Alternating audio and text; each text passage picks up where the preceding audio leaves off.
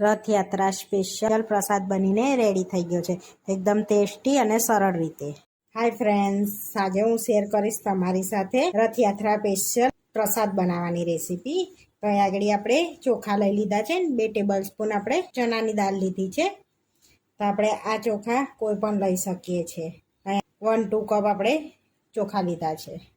તો એક બાઉલમાં આપણે ચોખાને કાઢી લઈશું અને જોડે દાળ પણ એડ કરી દઈશું. તો હવે આપણે એની અંદર પાણી એડ કરી અને સરસ ધોઈ લેવાનું છે. તો આ રીતનું વ્હાઈટ પાણી નીકળે ને ત્યાં સુધી આપણે 2-3 પાણીએ ધોઈ લઈશું એને. તો આપણે 2-3 પાણીએ ધોઈ લીધી છે સરસ. હવે એની અંદર પાણી એડ કરીશું.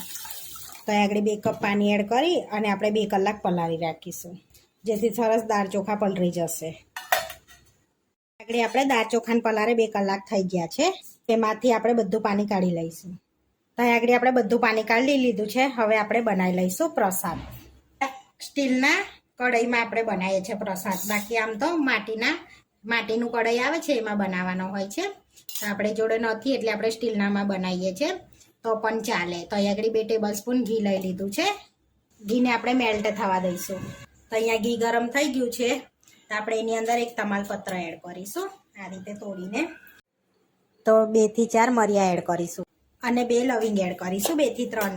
હવે સરસ શેકી લઈશું આપણે. અને આ મસાલા એડ કરવાથી પ્રસાદમાં ટેસ્ટ પણ સારો આવે છે અને સુગંધ પણ સારી આવે છે. તો હવે દાળ ચોખા એડ કરી દઈશું આપણે. હવે આપણે એને પહેલાં શેકી લઈશું આ રીતે ઘીમાં. સરસ એવું દાળ ચોખાને આ રીતે. તો 1 થી 2 મિનિટ જેવું શેકી લેવાનું છે ધીમા તાપે. તો 1 થી 2 મિનિટ સુધી શેકી લીધું છે આપણે. હવે એની અંદર આપણે પાણી એડ કરીશું. તો જે માપથી આપણે કપ ચોખા લીધા હતા એ માપથી આપણે 2 કપ પાણી એડ કરી દઈશું અંદર આ રીતે. અને સરસ એવું મિક્સ કરી લઈશું. તો હવે આપણે એને ઢાંકીને ધીમા તાપે થવા દઈશું, જેથી આપણા દાળ ચોખા ચડી જાય. હવે આપણે જોઈ લઈશું, મિક્સ કરી લઈશું. તો સરસ એવા દાણા આપણા ચડી ગયા છે, બફાઈ ગયા છે એમ. તો હવે આપણે ગોળ નાખીશું. તો આગળ દેશી ગોળ લીધો છે 100 ગ્રામ, એ એડ કરી દઈશું અને મિક્સ કરી દઈશું સરસ એવો આ રીતે. હવે ગોળને આપણે ઓગળવા દેવાનો છે. સરસ એવો. તો આપણે ગોળ સરસ બધો ઓગળી ગયો છે, અમુક છે તે ઓગળી જશે. તો હવે આપણે ડ્રાયફ્રૂટ એડ કરીશું અંદર.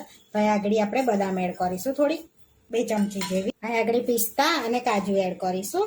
અને આગળ એડ કરીશું ચારોલી 1 ચમચી જેવી. કોપરાનું છીણ એડ કરીશું. તો અહીંયા સૂકું કોપરું હતું એનું છીણ એડ કર્યું છે. અને અડધી ચમચી ઇલાયચી પાવડર. હવે બધું આપણે સરસ મિક્સ કરી દેવાનું છે, સરસ એવું આ રીતનું.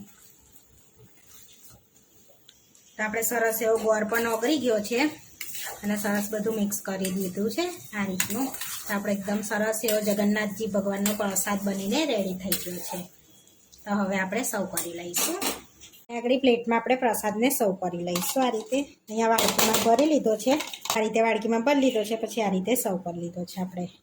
તો એકદમ ટેસ્ટી આપણે પ્રસાદ બનીને રેડી થઈ ગયો છે, જોઈ શકો છો. 2 દિવસ પછી રથયાત્રા છે, તો રથયાત્રા સ્પેશિયલ આપણે જગન્નાથજી ભગવાનનો પ્રસાદ બનાવીને રેડી થઈ ગયો છે. તો એકદમ ટેસ્ટી બનીને રેડી થઈ ગયો છે. આવા વિડીયો જોવા માટે મારી ચેનલને સબસ્ક્રાઈબ કરો, લાઇક કરો અને શેર કરો. અને તમે જરૂરથી ટ્રાય કરો. ફરી મળીશું આવા વિડીયોમાં. અને કોમેન્ટ કરીને જરૂરથી જણાવજો કે તમને અમારી રેસીપી કેવી લાગી.